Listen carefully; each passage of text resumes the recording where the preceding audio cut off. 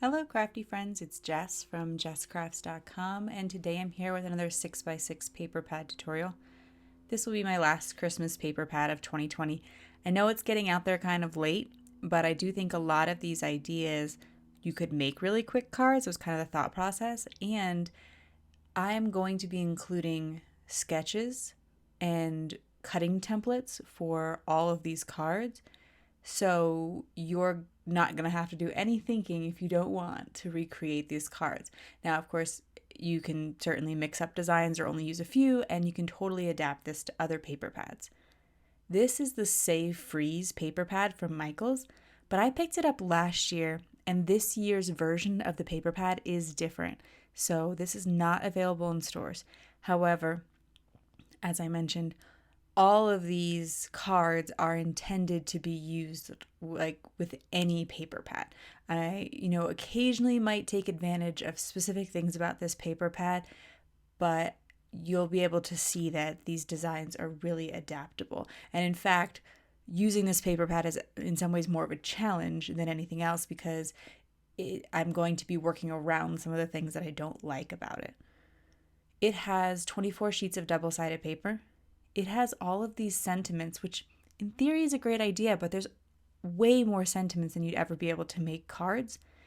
And they're really small.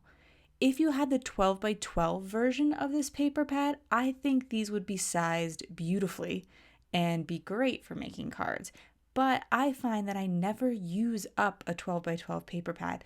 I can use up a 6 by 6, and that's a challenge sometimes. But a 12 by 12 is just like too much. It intimidates me, that amount of paper, especially because you get so many sheets. It sounds like such a bargain until it's sitting in your paper stash years and years later. So I did use the cut aparts. I used this set of cut aparts, and they are 3 inches by 3 inches. I am going to use this 3-inch by 3-inch size in a lot of the sketches today, and that's because it is something that I commonly find myself doing regardless of cut aparts. If I have a 6 by 6 paper pad, I know that a 3 by 3 is going to be a decent size for a focal point on my card, and I'm going to be able to cut it perfectly. So I'm going to take all those 3 by 3s and I'm going to mount them on 3 1/4 by 3 1/4 Kraft cardstock. I'm going to be using Kraft cardstock for my matting today, as well as some green. But first I want to take a second to talk about the sentiments I'm going to use. This is an LDRS Creative Sentiment Set. It stamps a whole bunch of sentiments at one time, and they're all Christmas themed.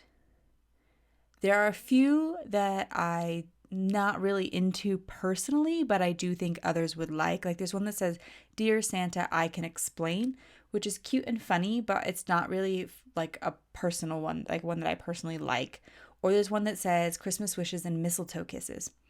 Not so much for me, but I can see people would really like it. Once you stamp the sentiment, which I did in the Rockin' Red Catherine Pooler ink, you can cut all of the sentiments at one time. This video is meant to be very friendly towards getting some cards done and not needing a lot of extras.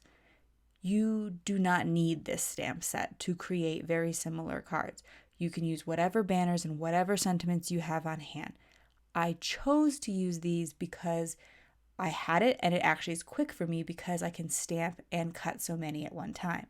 However, I do like to have my sentiments be a little bit more substantial, so I did cut I cut the set of sentiment strips twice. So once with the sentiments stamped down, and then once without, and I glued them together with my Barely Arts glue. I did 5 sets of the sentiments, and that was more than enough for my cards. It certainly makes things quick and easy. However, I understand a lot of people, if you're just starting on your card, you don't have time to order something, get it in, and make your cards. So you might want to use what you have on hand, but that is a really good set for being able to make quick sentiments, and I was quite happy with it. I've used it in other videos as well. I used it in a P13 Christmas paper pad, so it's very versatile. I started off thinking about not wanting to create a lot of scraps, but wanting to avoid this. What I have a tendency to do is use a large chunk of paper on a card, and then I wind up with a lot of small scraps. Traditionally, what I do is I take any of the smaller scraps that I don't use on the cards and I put them inside of the card as an extra detail. I like that. I don't see anything wrong with doing that. However, I thought it might be nice to show you that there are certain cuts you can make on a 6x6 paper that really optimize things. I have shown one sheet wonders in the past, but this is a little bit different. I'm not necessarily getting everything out of a single sheet of paper. Often, if you look at the templates that I'm going to include for these, it tell you how I cut all of my paper. And that's all on my blog. There's a link in the video description to a blog post that will show you the templates and give you the measurements and sketches for each card, so you don't have to so much worry about what I'm doing each specific moment of the video. But basically, once I've decided on a size for my pattern paper, I am cutting it, and then I'm cutting a 1/4 inch mat for it. And so in an attempt to avoid just having these large chunks of pattern paper, I decided to be cutting things into strips and to different sizes and doing a lot of layering. As I decide which cut apart I want to pair with my pattern paper, this pattern paper pack does have 2 sides, so it gives me some versatility. If you watch my videos, I always suggest double-sided pattern paper because of that. Although I will say with this particular pad, there was a couple where the other side of the pattern paper I felt like was not usable for my purposes. Like there's one that has a whole bunch of numbers, kind of like an advent calendar. I'm not going to take a chunk of that and use it just because it doesn't work for me personally. Like I don't like that look. In addition to adding the sentiments, I decided to take this die from Poppy Stamps, and it's called Whittle Rudolph. So it's like whittling, like you whittle wood, make little shapes. So it has these little stitched kind of looking details, and I die cut him a bunch of times out of the coordinating craft cardstock, just like I cut the sentiments out of the coordinating craft, so that I would easily be able to add a little element to the cards that needed it. So like for instance, that Happy Holidays has a lot of blank area, so I want to be able to incorporate a little extra image there. You could look at your collection and get any stamp set you want and color it up and use it instead. What I'm doing here is once I've decided on my layout, I've made a sketch to go with it. These are all like sketches I personally designed and will be available on my blog, but I printed them out for myself. And then I'm going to take all the little pieces that I've decided to use, gather them and bag them up. I do this because I find that I don't necessarily get as much time to do all the assembling in my craft room as I would like. Well, not even I would like, because I actually like being able to take these little bags of pre-measured cards and adhere it all together while hanging out with the family. So that's what I do. Or while I'm trying to, work on another task that has like breaks in between, like you're, waiting for the pot to boil or whatever, you can actually tape a few things over on a different surface or something, like I have them sitting on the kitchen table while I'm working in the kitchen or something like that. Anyway, I use really thick bags for that, and they'll always be linked in the video description. However, you can just use a regular Ziploc bag, or group them up and like make little paper folders from your cardstock, etc. And that's why I wanted to provide the sketches for you so that you could try that out too, because I think it's particularly helpful if you're trying to make some last minute cards, if you can break up the process and not like lose your place. Because if you didn't have the sketch there in the bag, you might forget what you were doing or mess up a bunch of cuts as you're trying to remember, oh, what should I cut this at, etc. So I'm trying to make it as simple as possible, and then you can adapt it and personalize it from there. So part of my idea, as I mentioned before, was I wanted to, if I made a card, I wanted to take the scraps from my first idea and turn it into a second card. So you're going to see that the sketches today are kind of paired up. I did for sketch 19 go with the like very simple classic big piece of pattern paper and pair it with one of the large 3x3 squares. After I ran out of the cut aparts, which happened quite quickly, I looked at some of the other papers and thought which of these would make a good focal point. There was this present that was kind of in a circle, and I knew that it wasn't going to make a very good background or very good chunks of pieces because it had this big circle blank area. However, I thought, well, that big blank area would work well as a focal point because it's where you could put your sentiment or where you could put your image. You'll actually be drawn to that blank space. And so I took those two sheets and I made them the 3x3s that I cut apart and I'm using on various sketches. So you'll see the note that says, this is meant to be paired with some 3x3s, cut that out of a paper. And I didn't provide a template because I figured you guys could figure out how to cut a 6x6 piece of paper into 3x3s. I am using Michael's cardstock as well. Like I said, this particular paper pad is no longer available at Michael's just because they did change up the design for this year. However, a lot of the colors look the same. And so I think you could work with it if you wanted.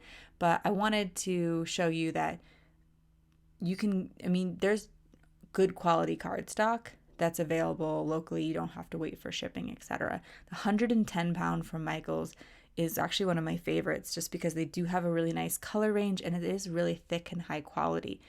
The 65 pound is fine for the layering that I'm doing, and I don't think there's anything wrong with using that instead because it is a little bit cheaper.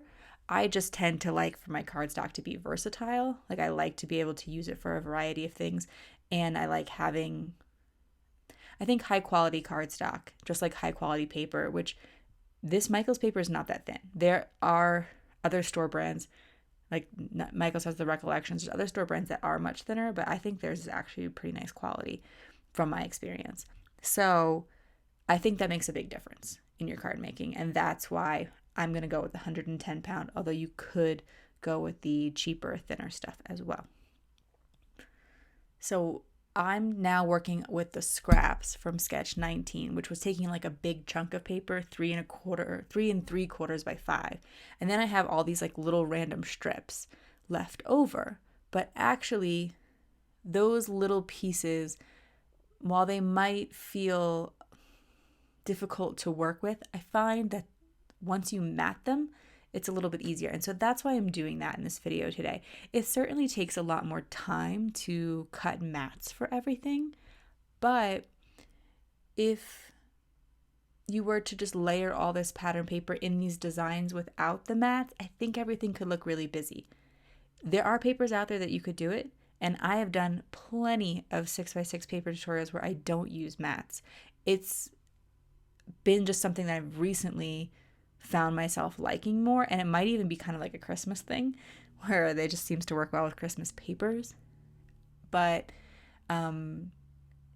if you do use the mats, and that's again why I wanted to include them, it allows you to work with some busier papers than you might otherwise be able to. These are the kind of scraps I'm getting, and so I'm just tossing that. The only reason I'm even getting these scraps is because the pattern paper, it has a little strip at the top with a hole in it so that they can put it on the displays at the store. And that means that the paper is actually very slightly bigger than 6x6. So when I say there's no scraps, like those, that's what I mean. Like to me, it's such a small scrap that it's basically garbage. So I did take this paper too, because it's another one where like it's a big 6x6 frame. I find it difficult to use those on cards. I do sometimes, and there's ways you can use them. I've shared ideas with it in the past, and like I said, if you just want to see a bunch of Christmas card suggestions, I have plenty of videos and then coordinating blog posts, so scroll through the blog and you can see a variety of what I would suggest to do with pattern paper. But cutting them down to the 3x3 size is allowing those flowers in the corner to now become like an interesting focal point. So that's why I'm picking those ones. And I do want to highlight it just because I know a lot of people say that those are the kind of papers that feel really intimidating and challenging in a paper pad. And so I want to make sure I highlight those ideas for it. This is where I'm using some of these 2-inch strips. And I used to get a lot of these, and I still do. I've been doing different kinds of videos lately. But anyway, I used to get a lot of 2-inch strips. They're 2 by 6 inch because I would cut a 4 by 5 1/4 for an A2 size card, and then it would leave me these strips. So I wanted to kind of design around those a little bit and think what else I can do with them, because I want to make sure in the future I have something. And this one was a little bit tricky because when you cut the strips, you get 3 of them, so 3 sets out of a 6x6 paper. But I kind of needed everything to be in 4s because when I cut the other papers, the 3x3s, it gives you 4. So it giving you 3 out of a piece of paper instead of 4 kind of mess with my numbers a little bit. So then I planned around the 2-inch strip. So you'll see that the coordinating templates for this set of cards, you actually have to cut the paper in 2 different ways to make it work, but I hope that's still interesting. And originally I thought it was going to be a standalone, but because I wanted to get around the issue of there was only 3 of them and I really wanted everything to be even so that you could create with a paper pad and have no scraps left at all. Now this again is there's 24 pieces in this paper pad, and there's going to be paper pads out there that have more or less pieces of paper. So the numbers might not work out exactly the same. 2 things on that though. If you have 4 sheets left, you can pick the templates that I've designed that will use up exactly 4 sheets to use up whatever you have left, because you can mix and match them and create multiples of the same design.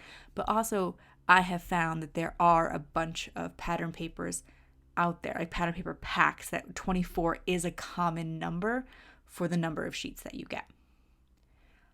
I had originally planned to use Kraft with everything just because I love Kraft at Christmas. I mentioned this in another video. I'm on like my 3rd pack of Kraft cardstock this season because I've just been so drawn to it.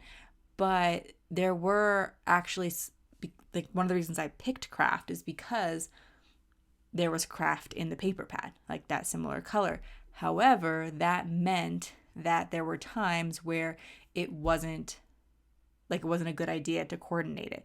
And so at the beginning, I did put one of those brown papers on a Kraft mat.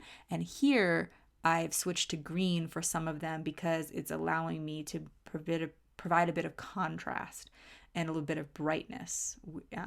This one's not the perfect example because there's no Kraft on the background here, but I just wanted to kind of give you my thought process on why I have multiple colors of backgrounds. I think black would look really nice with this paper pad as well, if that's what you have on hand. This is technically a 1-sheet wonder, and it'll be structured as a template that way. But I took a 3 by 4-ish chunk. It's a little bit bigger than that, I believe.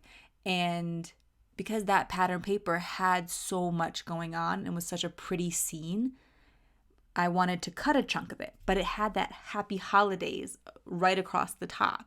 And so I decided to work around that. And you might not need to do that with your paper pad, but if you're making A2 size cards, a whole 6x6 isn't going to fit. So I've shared, once you've cut that 6x6 paper in half to 3 by whatever chunk of paper you want to work with, I'm showing you that the idea is to take that strip that's left and mat it and cut it in half and use it as an element behind that 3-inch strip. So hopefully you can adapt it to your particular pattern paper.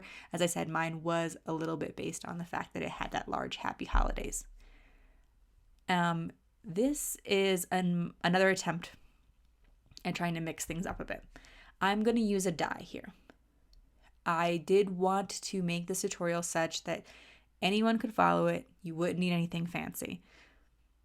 But now I'm using a die, which I guess is kind of fancy. And I know I was using the RUDOLPH die and I was using the stamp set. But again, this is another instance where if you don't have a die, You can use a circle punch. You can use an X-Acto knife to cut a circle. You could trace a circle, but the die does make it easier.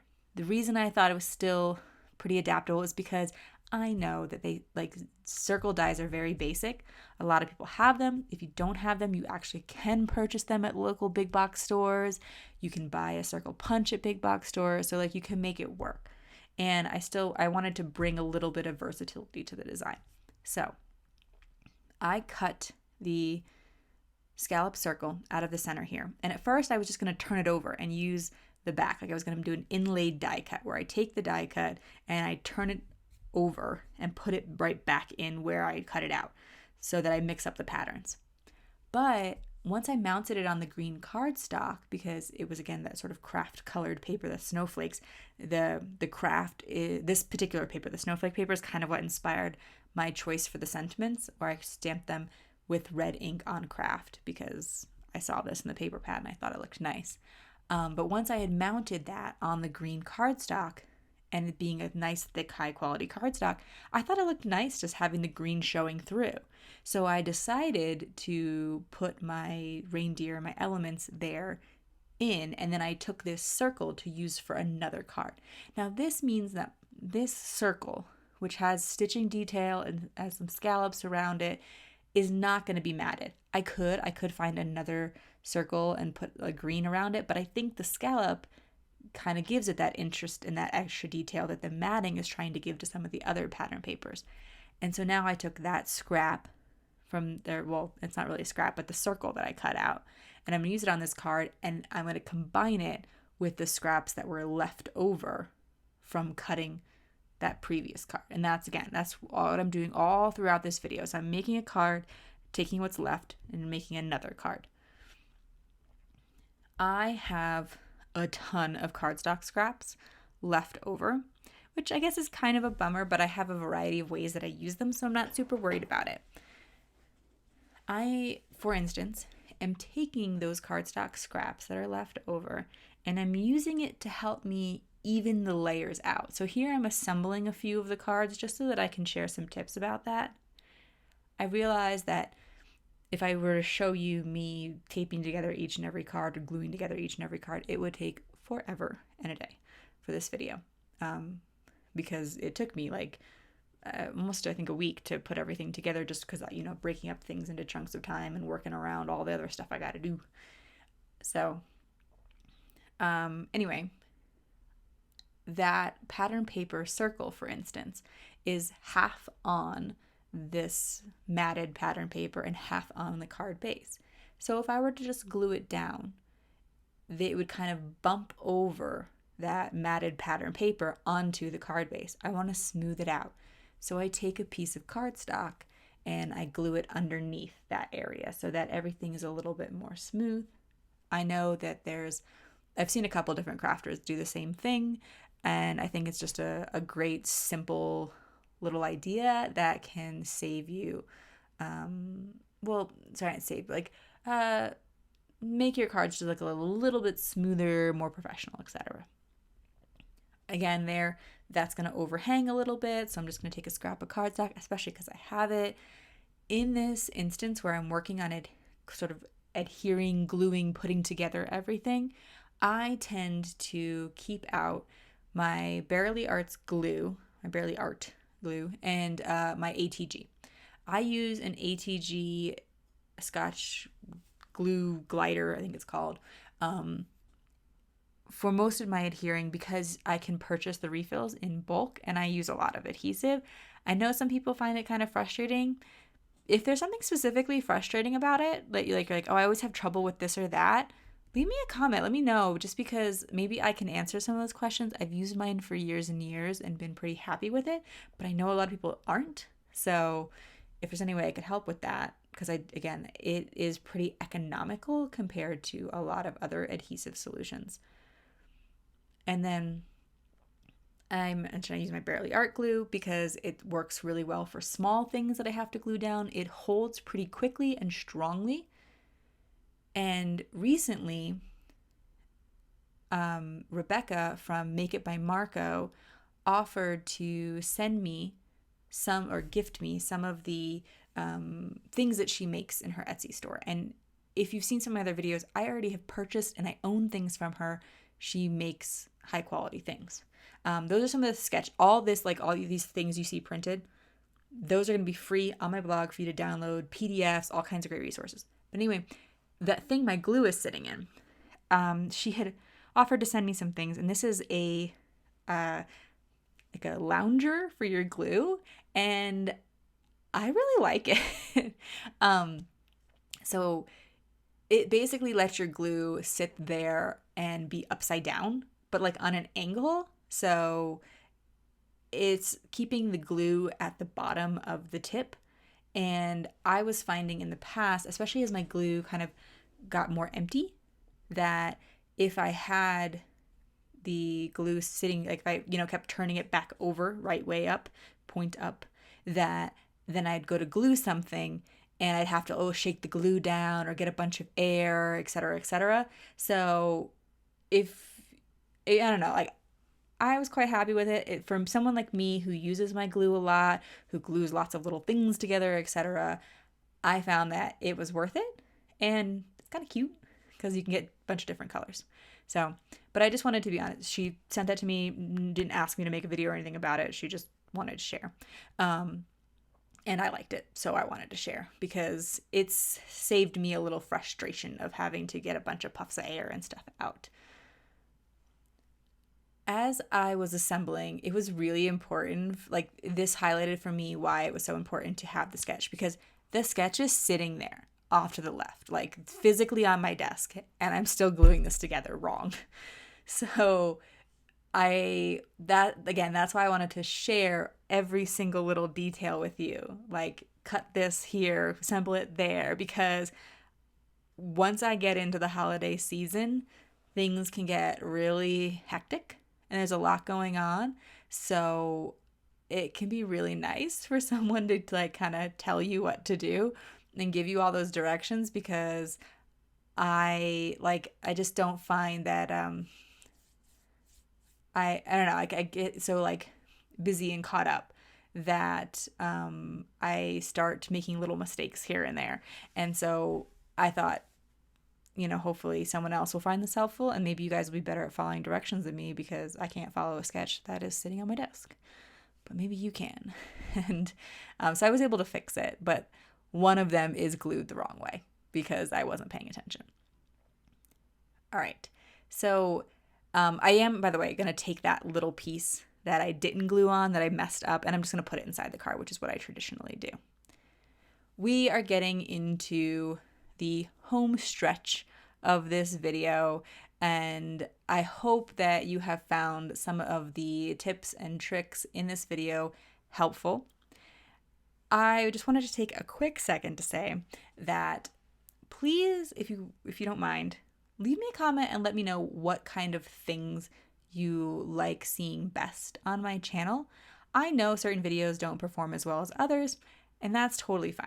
I do some videos just because it's what I'm crafting, and I just decided to share it with you guys. I know it's not going to be the video that gets thousands of views. Here, I didn't know what to add to finish off this card. I eventually decided that cutting the same deer out of white would work well. But I would like to know what you guys do find helpful about my channel. What do you want to see more of? If you're like, oh, I wish you would make the 6x6 videos longer. I wish you would include more of the assembling process, or maybe, less voiceover, like whatever you're like. I just want to kind of get some feedback from you guys. I know there are going to be a lot of probably new people who see this video for the first time, just because Christmas card videos tend to kind of go that way. But even if you're a new subscriber, like, let me know what about this video worked for you and what didn't, so I can stop doing those things that were annoying. Okay, last little quick thing I wanted to share. This Lawn Fawn ruler is super helpful for me in making the sketches and the things that the templates and everything that I'm sharing with you. And I thought some of you guys might like it too, just because it actually labels every little bit down to the 16th of an inch. And so if you have any difficulty reading rulers, but you find yourself measuring a lot of stuff for crafting, you might really like this one. It also has a centering aspect, so it starts with 0 in the center and goes out, and that helps you to sort of make sure everything is evenly spaced on your card and find the center of your card really easily. So it's a little bit pricey, but I think for some specialized people such as myself, like depending on what kind of crafting you like to do, it might be really helpful. So just want to share that real quick. Okay, that is it for my cards today, my video. If you like this video, please give it a thumbs up. If you're interested in more crafting tutorials, be sure to subscribe to my channel. I will leave you links to the PDFs and templates and sketches and all that good stuff down in the video description below, as well as all of the products that I used. I really appreciate you taking the time to watch. I will also there's card donation resources and my Instagram link and all kinds of fun stuff down there as well. And 2 more videos for you to check out if you like. Have an awesome day, guys. Bye.